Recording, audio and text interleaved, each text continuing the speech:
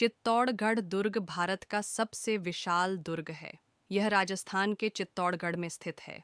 चित्तौड़गढ़ के किले को मौर्य राजवंश के सम्राट चित्रांगद मौर्य ने बनवाया था।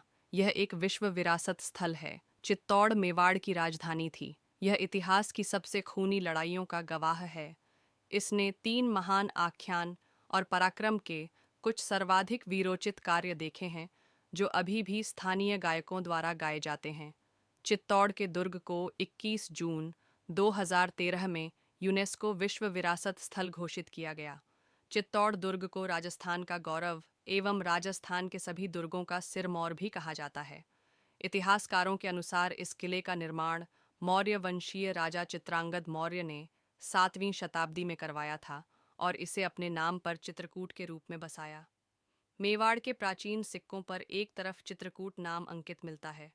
बाद में यह चित्तौड़ कहा जाने लगा। यह मेसा के पठार पर स्थित है। सन 738 में राजा बप्पा रावल ने राजपूताने पर राज्य करने वाले मौर्य वंश के अंतिम शासक मानमोरी को हराकर यह किला अपने अधिकार में कर लिया।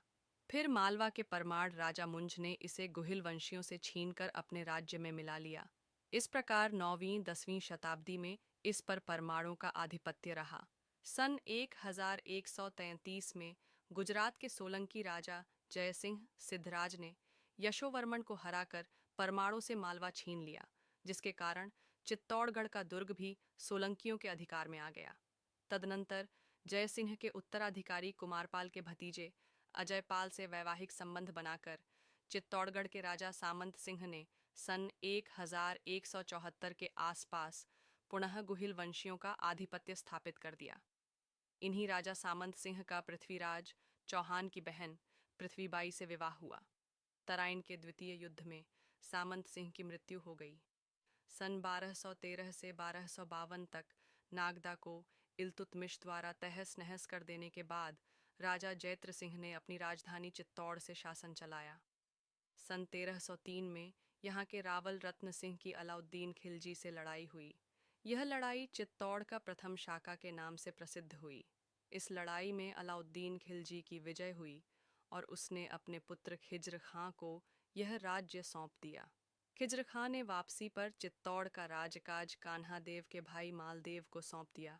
काल के बारे में निश्चित तौर पर कुछ कहना थोड़ा मुश्किल है। एक किंवदंती के अनुसार पांडवों के दूसरे नायक भीम ने इसे करीब 5000 वर्ष पूर्व बनवाया था। इस संबंध में प्रचलित कहानी यह है कि एक बार भीम जब संपत्ति की खोज में निकला तो उसे रास्ते में एक योगी निर्भयनाथ व एक यति कुक्कड़ेश्वर से भेंट हुई। भीम ने योगी से पारस पत्थर मांगा, जिसे योगी इस शर्त पर देने को राजी हुआ कि वह इस पहाड़ी स्थान पर रातों रात एक दुर्ग का निर्माण करवा दे।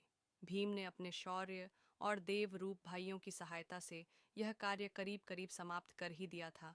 सिर्फ दक्षिणी हिस्से का थोड़ा सा कार्य शेष था।